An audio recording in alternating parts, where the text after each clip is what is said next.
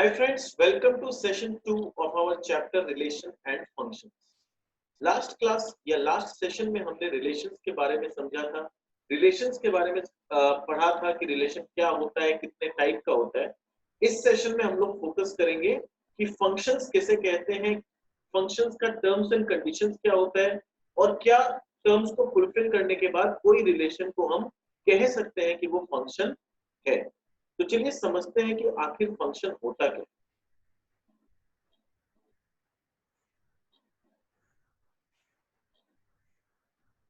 तो चलिए यहाँ पर मैंने कुछ नोट्स बना रखे हैं।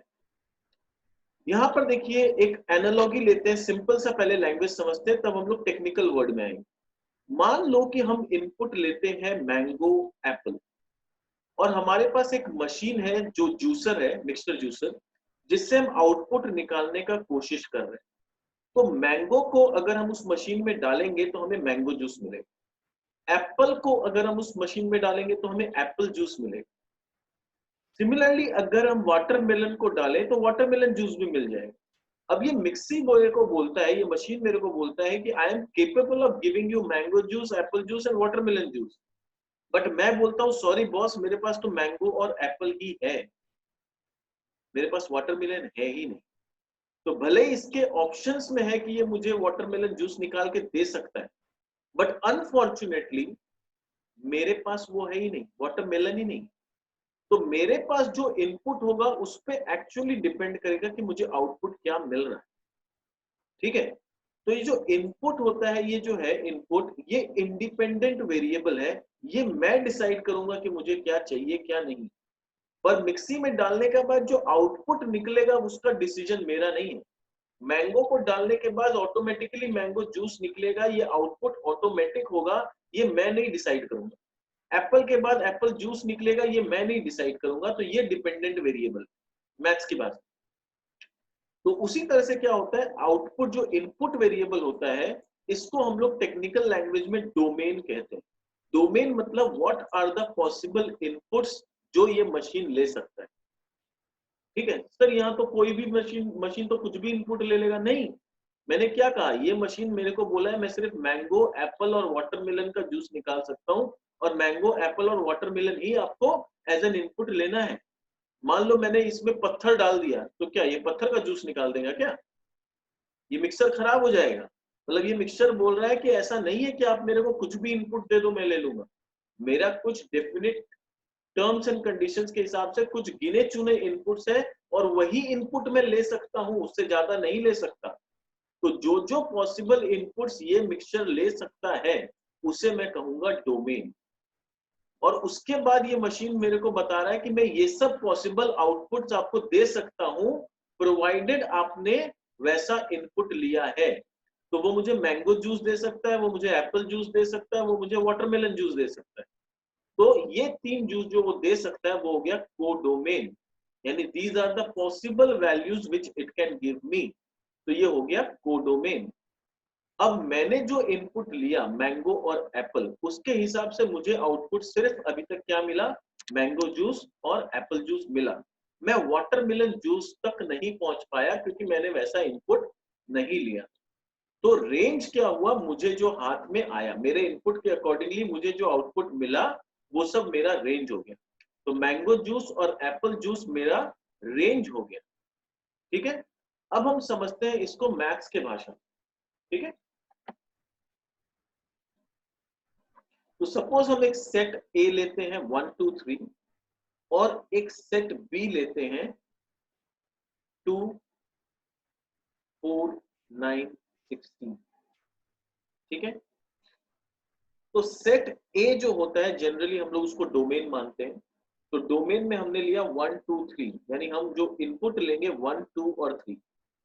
सेट बी में जो जो मेरे को ऑप्शंस है 2 4 9 एंड 16, ये सब मेरे को डोमेन हो गए। अब क्वेश्चन आता है मेरा फंक्शन क्या है। मेरा फंक्शन है f x is equal to x square. Now sir what is f x? F x को हम बहुत बार वाई भी बोलते हैं। तो इक्वेशन बन जाता है y is equal to x square, और ये मेरा होता है x और ये होता है मेरा y। और जो मैं मिक्सी का बात कर रहा था, ऊपर जूसर का बात कर रहा था, वो जूसर है मेरा एक्स स्क्वायर। यानी वो जूसर बोलता है आप जो भी इनपुट डालोगे मैं उसको स्क्वायर करके आपको आउटपुट दूंगा। तो मैंने 2 नाम का इनपुट इस मिक्सी में डाला, उसने 2 को स्क्वायर करके मुझे आउटपुट 4 दिया।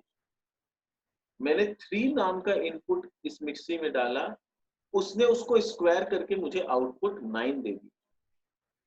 मैंने 1 नाम का इनपुट डाला पर वो इनपुट गलत था, क्योंकि वो आउटपुट 1 का स्क्वायर जो 1 होता है वो आउटपुट देने का क्षमता इसमें है ही नहीं। ये जो मशीन है मेरे पास, वो 1 का स्क्वायर 1 वो आउटपुट ये दे ही नहीं सकता, तो ये मेरा इनपुट ही गलत हो गया। ठीक है, तो ये इनपुट इज नॉट फीजिबल। तो सिर्फ 2 प्रॉपर इनपुट्स मैंने लिए जिसका मुझे 2 प्रॉपर आउटपुट मिल गया। अब मेरे को ये मिक्सचर बोलता है मैं आपको 16 भी दे सकता हूं सर, पर आप यहाँ पर 4 नाम का इनपुट लो, पर मेरे पास वो इनपुट नहीं है। वो बोल रहा है मैं आपको 2 दे सकता हूं, आप √2 नाम का इनपुट लो, पर मैं √2 नाम का इनपुट मेरे पास नहीं। तो फिलहाल के लिए अगर मैं बात करूं तो मेरा डोमेन क्या क्या हो गया 1 2 3, मेरा कोडोमेन हो गया 2 4 9 6, और मेरा रेंज हो गया 4 और 9। ठीक है, यानी जो जो मुझे आउटपुट्स मिले। बट क्वेश्चन आता है क्या ये फंक्शन है, इज इट अ फंक्शन? ठीक है, ये प्रॉपर फंक्शन नहीं है। क्यों नहीं? प्रॉपर फंक्शन तब होता है जब 2 कंडीशन फुलफिल हो। प्लीज नोट डाउन, इसको ध्यान से समझना। फंक्शंस होने के लिए कंडीशन क्या मैच होना चाहिए? पहला, all inputs should be proper. ये मैं सिंपल लैंग्वेज में समझा रहा हूं, ये टेक्निकल लैंग्वेज नहीं है, टेक्निकल लैंग्वेज अभी हम पढ़ेंगे। All inputs should be proper, यानी जैसे मैंने यहाँ पर 1 नाम का एक इनप्रॉपर इनपुट ले लिया, ये गलत था मेरे एंड से, मुझे एक प्रॉपर इनपुट लेना चाहिए था। और दूसरा चीज कि every input should have unique output. All input should have unique output. Unique output का मतलब ये है कि जो आउटपुट है वो किसी एक ही इनपुट से आना चाहिए।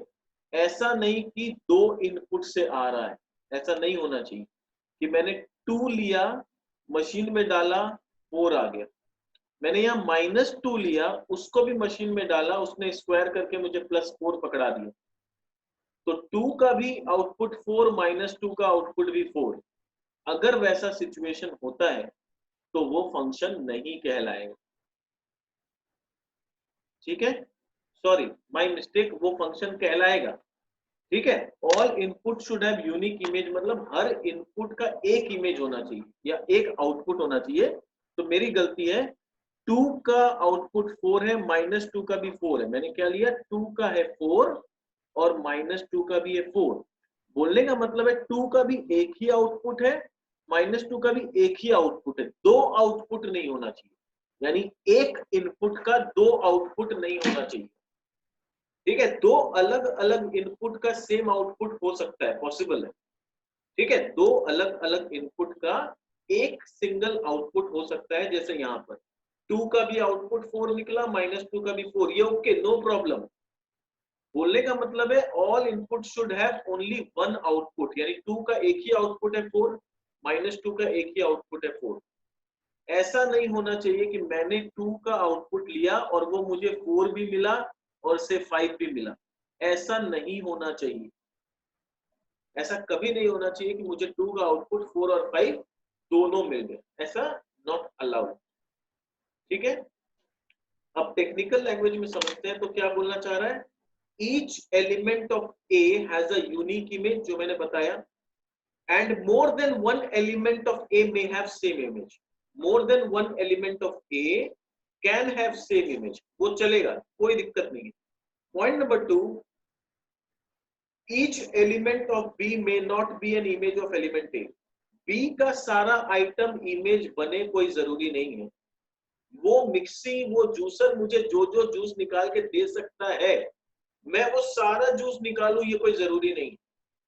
मैंने जो इनपुट लिया, जितने इनपुट मैंने उस जूसर में डाले, वो सारे इनपुट को वो यूजर यूज कर पा रहा है कि नहीं, और उसके अकॉर्डिंगली मुझे एक आउटपुट दे पा रहा है कि नहीं, वो इम्पोर्टेंट। तो मेरे यहाँ के सारे लोग यूज में आने चाहिए, वो इम्पोर्टेंट है। यहाँ के कुछ लोग यूज ना भी आए तो चलेगा मेरा। तो पहला एग्जांपल जब वन यूज में नहीं आया था, इसीलिए मैंने कहा था कि ये फंक्शन नहीं है, ठीक है।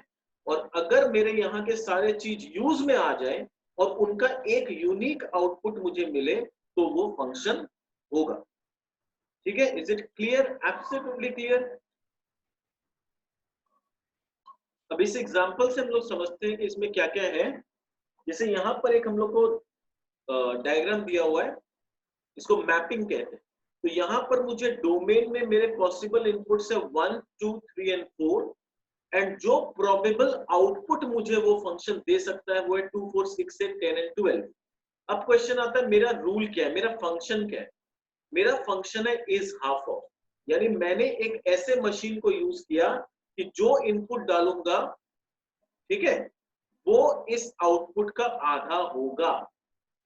Input is half of output, यानी जो मशीन में डालूंगा उसको वो डबल करके मुझे y देगा, यानी y is equal to 2x। बोलने का मतलब है x is half of y।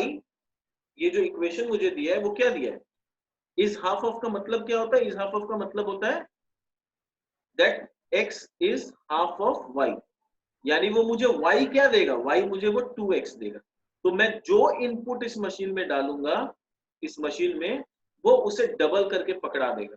तो मैं अगर 2 डालता हूं, 2 नाम का इनपुट डालता हूं, तो वो मुझे 4 आउटपुट करके देगा। तो this is my x, 2 2 4, y is my 4। तो मशीन मैंने जो लिया है इज हाफ ऑफ, मतलब x is half of y। x is half of y का मतलब y is equal to 2x। तो मेरा मशीन क्या करता है, जो इनपुट है उसको डबल करके मुझे पकड़ा देता है। तो 1 का डबल मुझे 2 पकड़ा दिया, 2 का डबल 4, 3 का डबल 6 एंड 4 का डबल 8। ये बोल रहा है मैं आपको 10 और 12 भी दे सकता हूं, आप 5 और 6 लीजिए, पर मैं तो वो इनपुट लिया नहीं। मुझे जो इनपुट का जरूरत था मैंने वो लिया, और वो सारे आउट इनपुट का मुझे एक प्रॉपर आउटपुट मिला। I am happy. मुझे ये 2 नहीं मिला, मुझे चाहिए भी नहीं, कोई बात। तो मेरा डोमेन जो मुझे चाहिए था, जो मुझे इनपुट देना था, मैंने दिया, 1 2 3 4 दिया, और उनका मुझे रेस्पेक्टिवली आंसर भी मिला। 1 का मिला 2, 2 का 4, 3 का 6 एंड 4 का 8। तो मुझे रेंज भी मिला, और को डोमेन में मेरे पास इतने ऑप्शंस थे। Very good. तो ये जो डोमेन है उसको प्री इमेज भी कहा जाता है, ठीक है। तो एकदम क्लियर हो गया कि डोमेन क्या है, को डोमेन क्या है, और रेंज क्या है। तो चलो अब हम लोग समझते हैं टाइप्स ऑफ फंक्शन, कि कितने टाइप का फंक्शन होता है, और वो देखने में उनका जो मैपिंग होता है वो कैसा दिखता है। तो ध्यान से समझना। एक होता है ऑन टू फंक्शन, जिसको हम सर्जेक्टिव फंक्शन भी बोलते हैं। एक होता है इनटू फंक्शन, ठीक है। ऑन टू फंक्शन में जो 1 1 ऑन टू होता है उसको बाइजेक्टिव भी बोला जाता है। नाउ ऑन टू फंक्शन कैसे होता है। ऑन टू फंक्शन का खासियत यह है कि इसमें codomain is equal to range, यानी वो जो मिक्सचर है मेरा, या जो जूसर है, वो मुझे जो जो पॉसिबल आउटपुट देना चाहता है, मैंने वो सारे पॉसिबल इनपुट लिए और मुझे वो सारे पॉसिबल आउटपुट मिले। जैसे यहाँ पर एग्जांपल देखें, तो मैंने मैंगो भी लिया, मुझे मैंगो जूस मिला। मैंने एप्पल लिया, एप्पल जूस मिला। मैंने वाटरमेलन भी लिया और मुझे वाटरमेलन जूस भी मिला। तो ये 3 आउटपुट मुझे देना चाहता है, मैंने सारे तीनों इनपुट लेके ये तीनों आउटपुट डिराइव कर ली। यानी इसमें एक भी आउटपुट ऐसा नहीं है जो मैंने नहीं निकाला या जो मैंने नहीं लिया। तो जब ऐसा सिचुएशन होता है जहां पर codomain is equal to range, मैं सारे आउटपुट डिराइव कर लेता हूं, तो मैं बोलता हूं ऑन टू फंक्शन, यानी I am onto the machine. याद रखने के लिए क्या, I am onto the machine. Onto the machine मतलब मशीन को मैं पूरा 100% यूटिलाइज कर लिया। तो इसको सेंटेंस को याद रखना, I am onto the machine, यानी मैंने मशीन को पूरा 100% यूटिलाइज किया। 100% यूटिलाइज मतलब जो आउटपुट वो दे सकता है मैंने सारा आउटपुट ले लिया। तो when codomain is equal to range, it is called onto function. अब ऑन टू फंक्शन दो तरह से हो सकता है। हर एक इनपुट का एक आउटपुट 1:1, तो वो बन जाता है 1 1 ऑन टू। कभी कभी होता है कि दो अलग अलग इनपुट लेते हैं तो एक पर्टिकुलर आउटपुट मिलता है। तो जब दो अलग अलग इनपुट लिए, सपोज मुझे एक फ्रूट जूस बनाना था, तो फ्रूट जूस बनाने के लिए मैंने क्या किया, मुझे कोई एप्पल या ऑरेंज, मान लो एप्पल और मैंगो अलग अलग नहीं, मुझे कॉकटेल टाइप ऑफ कुछ बनाना था। तो मैंने मैंगो भी ले लिया, एप्पल भी ले लिया और मिक्स करके एक जूस मिला which was kind of a cocktail. तो दो अलग अलग इनपुट के मुझे ये रिजल्ट मिले। तो ये हो गया many one onto. Onto क्यों? क्योंकि जो आउटपुट मैं निकाल सकता था मैंने दोनों आउटपुट निकाला।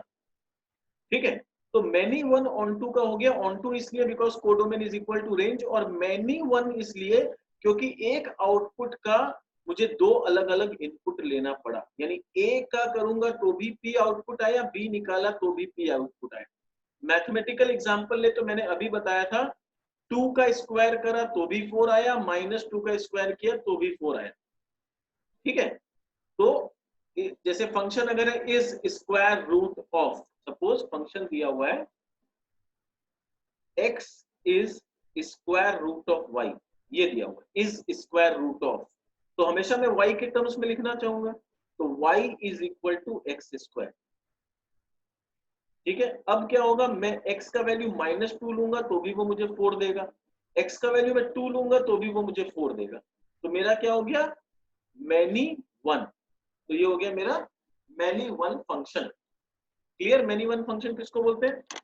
फिर इनटू फंक्शन होता है जहां codomain is not equal to range. यानी इनटू मतलब मैं पूरा आउटपुट नहीं निकाल पाया, मैं मशीन को 100% यूटिलाइज नहीं कर पा रहा हूं, कोई ना कोई ऐसा आउटपुट है जिसके लिए मेरे पास इनपुट नहीं है, मेरे पास रॉ मटेरियल शायद नहीं है। ठीक है, तो इसीलिए मैं मशीन को 100% यूटिलाइज नहीं कर पा रहा हूं। तो ये समझ में आ गया ऑन टू फंक्शन किसको कहते हैं, इनटू फंक्शन किसको कहते हैं। अब इनटू में भी one one into and many one into होता है। जब एक इनपुट का एक आउटपुट निकाला जाए और कुछ आउटपुट ऐसा हो जो शायद मैं नहीं निकाल पाया, तो वो होता है वन वन इनटू। और जब दो अलग अलग इनपुट का एक आउटपुट निकले और फिर कुछ आउटपुट ऐसा हो जो शायद मैं नहीं निकाल पाया, तो उसे बोलते हैं मैनी वन इनटू फंक्शन। ठीक है, तो मेजर चीज जो मुझे समझना है या जानना है वो ये है कि ऑन टू फंक्शन में codomain is equal to range. तो मैंने जो पंच लाइन दिया वो याद रखना, I am onto machine. Onto यानी आई एम यूटिलाइजिंग इट 100%। ठीक है, और इनटू मतलब I am trying to utilize, I am into machine मतलब आई एम ट्राइंग, मैं पूरा आउटपुट निकाल नहीं पा रहा हूं। अब क्वेश्चन आता है, can there be one many function? क्या ऐसा हो सकता है कि एक इनपुट दे के मुझे दो अलग अलग आउटपुट मिले? ऐसा यहाँ पर फंक्शन में नहीं होता है। आप एप्पल डालोगे तो आपको एप्पल और मैंगो दोनों जूस नहीं मिल सकता। तो there can not be one many function. तो वन इनपुट का मेनी फंक्शंस कभी नहीं मिल सकता, it can not be possible. ठीक है, अब एक इलस्ट्रेशन देखते हैं कि कैसे क्वेश्चन दिया रहता है और मुझे किस तरह से ओवरऑल सम्स करना होता है मैपिंग करते हुए। तो इलस्ट्रेशन में देखो दिया हुआ है सेट ए मेरे पास 0 1 और -1 है, यानी मेरे पास तीन पॉसिबल इनपुट है, 1 0 और -1, और पॉसिबल आउटपुट जो वो मशीन मुझे दे सकता है वो है 3 1 और -3। तो बोल रहे list the elements of set S, यानी सेट एस बनाओ। ठीक है, जिसमें आउटपुट निकले, इनपुट वर्सेस आउटपुट का एक कॉलम बनेगा, यानी ऑर्डर्ड पेयर बनेगा एक x, y के फॉर्म में, जहां मुझे पता होना चाहिए कि किस x के मुकाबले क्या आउटपुट मिला। तो 1 जब इनपुट डाले x का वैल्यू 1, तो y क्या मिला। अब क्वेश्चन आता है जो मशीन है वो करता क्या है? मशीन बोलता है, मशीन ये है 2x स्क्वायर प्लस 1, यानी मशीन को जो मैं x का वैल्यू एज एन इनपुट दूंगा वो 2x स्क्वायर प्लस 1 करके एक आउटपुट निकाल के मुझे y का वैल्यू पकड़ा देगा। अब आता है मैं x कहां से लूं और y कहां से लूं, तो ये बता दिया है कि x आपको लेना है सेट A से और y जो आना चाहिए वो सेट B से आना चाहिए। यानी जो मेरा डोमेन है वो सेट A है और जो भी मेरा को डोमेन है वो सेट B है। तो वो यहाँ बता दिया, जनरली नहीं भी बताता तो हम यही लेते। अब हम लोग मशीन में डाल के देखते हैं कि रिजल्ट मिलता क्या है। तो जब x को मैंने -1 लिया तो y का वैल्यू मुझे मिला 3। जब मैंने x को 0 लिया तो मुझे y का वैल्यू मिला 1। और जब मैंने फिर 1 लिया तो मुझे मिला 3। तो अब इसको जब हम प्लॉट किए मैपिंग में तो क्या हुआ, 10 s इज अ फंक्शन, कैसे हुआ, -1 का मुझे मिला 3, 0 का मिला 1, 1 का मिला 3, यानी मेरे तीनों इनपुट यूज में आ गए। पहला कंडीशन सेटिस्फाइड। और दूसरा कंडीशन ये हुआ कि हर इनपुट का मेरे पास एक यूनिक आउटपुट मिला। -1 का ऐसा नहीं है कि मुझे 2 आउटपुट मिला, हर इनपुट का I am getting 1 single output.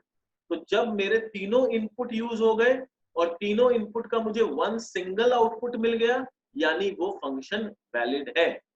Thus, S is a function since every element of X has only one unique image. Thus, S is many one into function. Many one क्यों? क्योंकि दो अलग अलग input के मुझे एक output मिले तो many one, और into इसलिए क्योंकि मैं सारा आउटपुट नहीं निकाल पाया, -3 वाला आउटपुट रह गया। तो codomain is not equal to range, तो ये many one into फंक्शन हो गया। क्लियर? अब आते हैं हम लोग कॉम्पोजिट फंक्शन। देखिए कॉम्पोजिट फंक्शन क्या होता है। Let f and g be two functions such that f a tends to b and g b tends to c, and then the composition of function f and g is denoted by g of f and its function a tends c। अब देखो ये सब इतना technical भाषा हम लोग को समझ में नहीं आएगा, सिंपल लॉजिक हम लोग समझते हैं और देखते हैं क्या कर सकते हैं उसको। एक फंक्शन कॉपी में मैं समझाता हूं तो क्लियरिटी आएगा। सपोज मुझे एफ एक्स दिया हुआ है साइन एक्स और मुझे जी एक्स दिया हुआ है एक्स स्क्वायर। अब मैं दो चीज निकाल सकता हूं, एक होता है एफ ओ जी और एक होता है जी ओ एफ। सर ये होता क्या है, पहले देखते हैं एफ ओ जी। एफ ओ जी का मतलब होता है एफ ऑफ जी एक्स। क्या होता है, एफ ऑफ जी एक्स। तो इसको सॉल्व करने के लिए क्या है, जब मेरे पास एफ एक्स था समझो, तो ये जो ब्रैकेट है ना ये घर है समझ। तो एफ के बगल में जब एक्स नाम का एक चीज रहता था तो मेरा जो आउटपुट आता था वो आता था एक्स का स्क्वायर। अब एफ के बगल में जो फंक्शन है या जो घर है उस घर में कौन रहने आना चाहता है, पूरा जी एक्स फंक्शन। तो जी एक्स फंक्शन क्या है, एक्स स्क्वायर, यानी इस घर में अब एक्स स्क्वायर रहना आना चाहता है। ठीक है, अच्छा यहां मिस्टेक है, सॉरी, ये एफ एक्स का था sine x not x square. F x का फंक्शन साइन एक्स, तो जब एफ एक्स था तो यहाँ पर था क्या था, साइन एक्स। अब इस x के घर में कौन आके रहना चाहता है, जी एक्स रहना चाहता है, और जी एक्स क्या है, एक्स स्क्वायर। तो यानी इस घर में अब x के बदले एक्स स्क्वायर रहने आना चाहता है। तो यहाँ पर जिस घर में x रहता था उस घर में अब एक्स स्क्वायर रहने लगेगा, तो उस घर में हम एक्स स्क्वायर को डाल देंगे। तो आंसर आ गया साइन एक्स स्क्वायर। ये साइन एक्स का होल स्क्वायर नहीं है, बहुत जन मिस्टेक करते हैं कि सर साइन एक्स स्क्वायर और साइन एक्स का होल स्क्वायर में डिफरेंस है कि नहीं। ऑब्वियसली डिफरेंस है, साइन एक्स का होल स्क्वायर को हम साइन स्क्वायर एक्स लिख सकते हैं, पर ये अलग चीज है। ये साइन ऑफ जो एंगल या जो थीटा है ये सिर्फ थीटा का स्क्वायर है, समझ में आया? ये साइन का कोई स्क्वायर नहीं है, सिर्फ थीटा का स्क्वायर। तो ये हो गया एफ ऑफ जी। अब g ऑफ f क्या होता है, g ऑफ f का मतलब होता है g ऑफ fx। तो पहले जब g x था तो कौन रहता था यहाँ पर, x का स्क्वायर, यानी इस घर में जब x था तो आउटपुट आता था x का होल स्क्वायर। अब इस घर में कौन रहने आना चाहता है, पूरा fx का फंक्शन। तो fx का फंक्शन क्या है, साइन x। तो इस घर में अब साइन x रहने आना चाहता है, तो जो मुझे आउटपुट मिलेगा वो भी साइन x के रूप में मिलेगा। तो पहले जब मैं इनपुट x देता था तो मुझे आउटपुट उस x का स्क्वायर मिलता, यानी जो इनपुट दिया उसका स्क्वायर मिल गया। अब मैं इनपुट अगर sin x दूंगा तो मुझे आउटपुट क्या मिलेगा, sin x का स्क्वायर। तो जो इनपुट दिया उसका स्क्वायर मिल गया, ऐसा मेरा मिक्सचर था, या ऐसा मेरा जो मशीन था वो ऐसा था, स्क्वायर करके मुझे देता। ठीक है, एक क्वेश्चन और करें, क्लियर होगा। मान लो fx है मेरे पास 2x + 5, एंड जी एक्स है मेरे पास 4x²। अब f of g x simple सा है कि x जब था तो यहां पर 2 के बगल में x मिलता था। अब पूरा gx का फंक्शन यहां आना चाहता है, यानी कौन आना चाहता है, f ऑफ 4x²। तो 4x² यहां आना चाहता है, तो 2 के बगल वाले घर में मुझे 4x² मिलेगा, फिर +5 कर, यानी जब इस घर में x रहता था, यानी जब मैं इनपुट x देता था तो 2 का पड़ोसी मुझे x मिलता है, यानी जो इनपुट दूंगा वो मुझे 2 के पड़ोस में मिलेगा। तो यहां पर अब मैं इनपुट क्या दे रहा हूं, पूरा gx यानी 4x²। तो अब मैं 4x² अगर इनपुट दूंगा तो वो मुझे कहां मिलेगा, 2 के पड़ोस में मिलेगा। ठीक है, अब इसको सॉल्व कर देंगे तो आ जाएगा 8x² + 5। सिमिलरली अगर मैं गॉफ निकालना चाहूं तो g ऑफ fx मुझे मिलेगा। तो जब जी एक्स था, यहाँ x था, तो मुझे x कहाँ मिलता था, 4 के पड़ोस में, और उसका स्क्वायर हो जाता। तो अब मुझे कौन मिल रहा है, अब मुझे पूरा का पूरा 2x + 5 मिल रहा है, यानी मुझे fx मिल रहा है, fx यानी 2x + 5। तो कहाँ मिलेगा मुझे, 4 के पड़ोस में 2x + 5, उसका स्क्वायर कर दूं।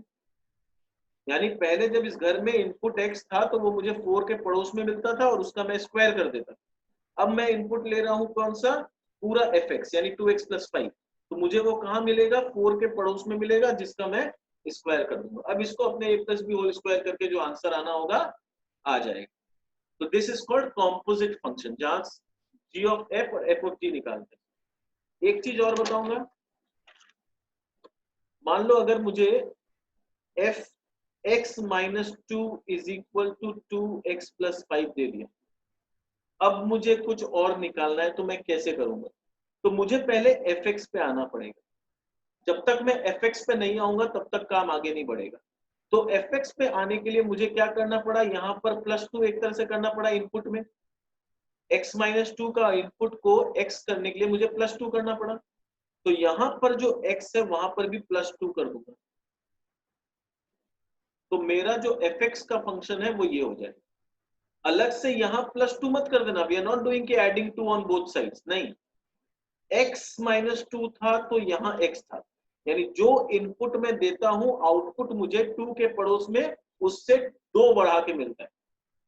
जो इनपुट दूंगा वो आउटपुट मुझे कहां मिलेगा, 2 के पड़ोस में, और 2 ऐड करके। तो यहाँ x दूंगा तो वो मुझे 2 के पड़ोस में मिलेगा और 2 ऐड करके मिलेगा। तो मेरा fx का एक्चुअल फंक्शन हो गया 2x + 9। ये हो गया मेरा fx का एक्चुअल फंक्शन। अब अगर मुझे gx सपोज दिया हुआ है sin x और मुझे f ऑफ gx बोला, तो क्या करेंगे, 2x के घर में कौन आ जाएगा, ये sin x आ जाएगा। तो 2 sin x + 9, ये मेरा आंसर।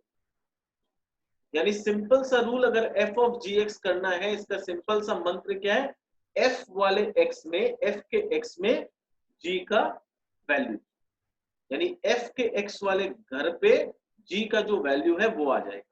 और g ऑफ fx करना है, उसका मतलब क्या है कि g के x पे f का वैल्यू आ जाएगा। यानी अगर गॉफ यहां मैं निकालूं तो g के x में, g के जहां पर x है वहां पूरे f का वैल्यू आ जाएगा, यानी ये आ जाएगा sin 2x + 9। ये हो गया शॉर्टकट, g के x में f का वैल्यू यानी गॉफ x, और f के x में g का वैल्यू यानी fog x। तो this is composite function. I hope एकदम क्लियर हो गया होगा आपको कि कॉम्पोजिट फंक्शन किसको बोलते हैं।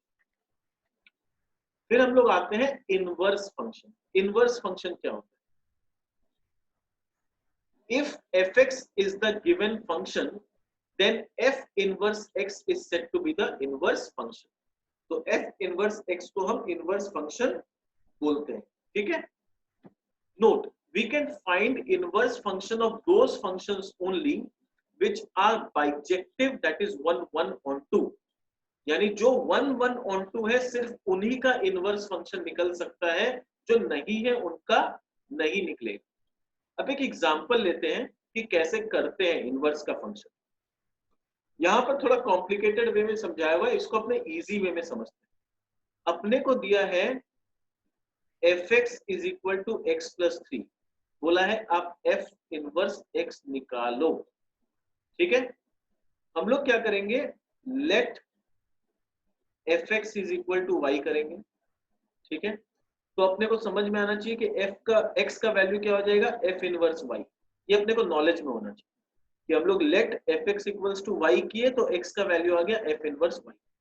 अब क्वेश्चन को कैसे लिखेंगे, y equals to x plus 3 लिखें और x के टर्म्स में इक्वेशन बना लेंगे कि x is equal to y minus 3। Simple, f x उसको ले लिया हम लोग y, तो y equals to x plus 3। अब x के टर्म्स में इक्वेशन को बना लेंगे तो x equals to y minus 3। Now what is x, x है f इनवर्स y। तो अगर f इनवर्स y जो है वो y माइनस 3 है तो f इनवर्स x जो होगा वो क्या होगा, x माइनस 3। y के घर में x आ गया तो यहाँ भी y के घर में x आ जाएगा। सिंपल, मेरे को यही f इनवर्स x निकालना था, निकल गया।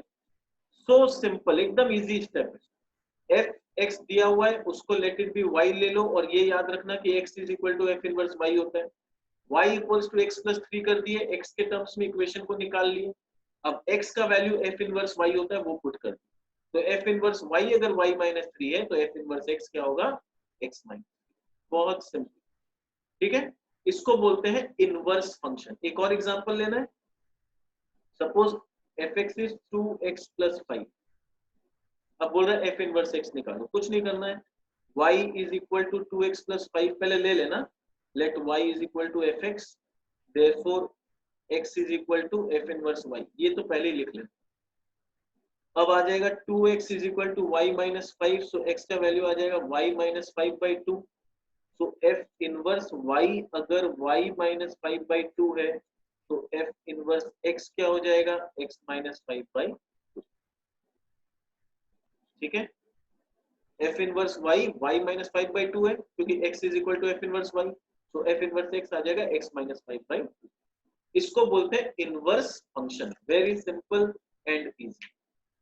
सेल्फ रिफ्लेक्सिव फंक्शन क्या होता है, ये जो टेक्निक लिखा है ये जरूरत नहीं है हम लोग को, सिंपल हम लोग को खाली कुछ बेसिक चीज समझना है कि सेल्फ रिफ्लेक्सिव फंक्शन क्या होता है। अगर f x is equal to f inverse x हो जाए, मैं यहां लिख के बताता हूं, if f x is equal to f inverse x, अगर कोई ऐसा फंक्शन मिला जिसको इनवर्स करने के बाद भी मुझे वही आंसर मिला, so if fx and f inverse x is basically same, then that is called self reflexive function। तो अपने को बोल सकता है prove that it is self reflexive function। तो कुछ नहीं करना है, उसका f inverse x निकाल दो जैसे हम लोग निकालना सीखे हैं, और अगर वो f inverse x fx के इक्वल आ जाए तो हम बोलेंगे yes it is self reflexive function, hence proved। ठीक है, this is all about self reflexive function। फिर हम लोग समझते हैं इवन ऑड फंक्शन। ये हमारे सिलेबस वाइज एक तरह से लास्ट टॉपिक है। What is even odd function.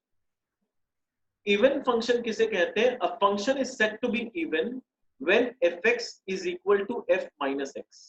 यानी fx तो मुझे क्वेश्चन में ही दिया है, मेरे को सिर्फ f माइनस x निकालना है, उसको सॉल्व करके जो आंसर आएगा अगर by chance that becomes equal to fx तो वो इवन फंक्शन होगा। जैसे example fx is equal to x square, तो मैंने f माइनस एक्स सॉल्व किया तो माइनस एक्स का स्क्वायर हो गया which is again x square.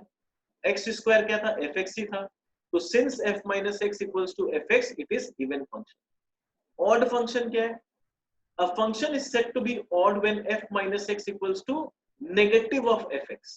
यानी f माइनस एक्स जैसे यहां पर निकाले वैसे ही निकालेंगे और जो आंसर आया वो बस मेरे मेन क्वेश्चन का नेगेटिव वर्जन आ गया तो वो ऑड फंक्शन हो जाएगा। जैसे fx अगर x क्यूब है तो मैं f माइनस एक्स लिया तो वो माइनस एक्स का क्यूब हो गया, तो माइनस fx हो गया, वो माइनस एक्स का क्यूब यानी minus x cube which was minus fx, thus f minus x equals to minus fx, hence it is an odd function। अब यहाँ पर एक आधा क्वेश्चन दिया हुआ है, इसको आपको प्रैक्टिस करना होगा, सॉल्व करना होगा। Show that fx equals to x a to the power x minus 1 by a to the power x plus 1 is an even function। क्या करना है, f माइनस एक्स कर दो, उसको सॉल्व करके देखो दोबारा क्या इसी क्वेश्चन पे हम आ रहे हैं कि नहीं। ठीक है, ठीक है, तो इसको सॉल्व करेंगे और दोबारा अगर हम इसी वैल्यू पे आ गए तो हम बोलेंगे यस इट इज इवन। कैसे करेंगे, f माइनस एक्स लेंगे तो यहाँ हो जाएगा माइनस एक्स, ये हो जाएगा a to the power minus x यानी 1 by a to the power x minus 1, और ये हो जाएगा 1 by a to the power x plus 1। तो ये आ जाएगा 1 minus a to the power x by 1 plus a to the power x. ठीक है, और यहाँ माइनस कॉमन है, उसको अगर माइनस एक और कॉमन ले लेंगे दोबारा यहीं पहुंच जाएंगे, तो we will get back into the same question, hence it is an even function. ठीक है, अब जैसे ऐसा भी एक क्वेश्चन आ जाता है, fx का वैल्यू दिया हुआ है, बोल रहा है given f is an odd function, f एक ऑड फंक्शन है, तो k का वैल्यू बताओ। तो यानी f अगर ऑड फंक्शन है यानी f minus x should be equals to minus f x. तो माइनस एफ एक्स क्या हो जाएगा, ये पूरा नेगेटिव हो जाएगा, और f माइनस एक्स करेंगे, माइनस एक्स का क्यूब माइनस के इंटू माइनस एक्स का square plus 2 into minus x, दोनों को इक्वेट कर दें। इक्वेट करके हो सकता है क्वाड्रेटिक इक्वेशन बने और मुझे सॉल्व करके k का दो अलग अलग आंसर्स आए। ठीक है, तो इस तरह से ये सबको सॉल्व किया जाता है। इसको आप प्रैक्टिस करो, बहुत इजी लगेगा, और फिर क्लास में हम कुछ क्वेश्चंस डेफिनेटली डिस्कस करेंगे। नेक्स्ट क्लास में जब हम आएंगे, हो सकता है एक सेशन और कंडक्ट करेंगे हम लोग फंक्शंस का, उसमें हम लोग सीखेंगे कि how to calculate domain, how to calculate range. ये भी हम सीखेंगे कि डोमेन कैसे कैलकुलेट करते हैं, रेंज कैसे करते हैं, और कुछ सम्स प्रैक्टिस करेंगे। ठीक है, तो आज के सेशन को यही रैप अप करते हैं, जहां हमने कंसेप्ट क्लियर किया कि what is functions and all. Next session में कुछ सम्स करेंगे तो हमारा ये रिलेशन फंक्शंस कंप्लीट हो जाएगा। Thank you so much for attending the class, मिलते हैं हमारे नेक्स्ट सेशन।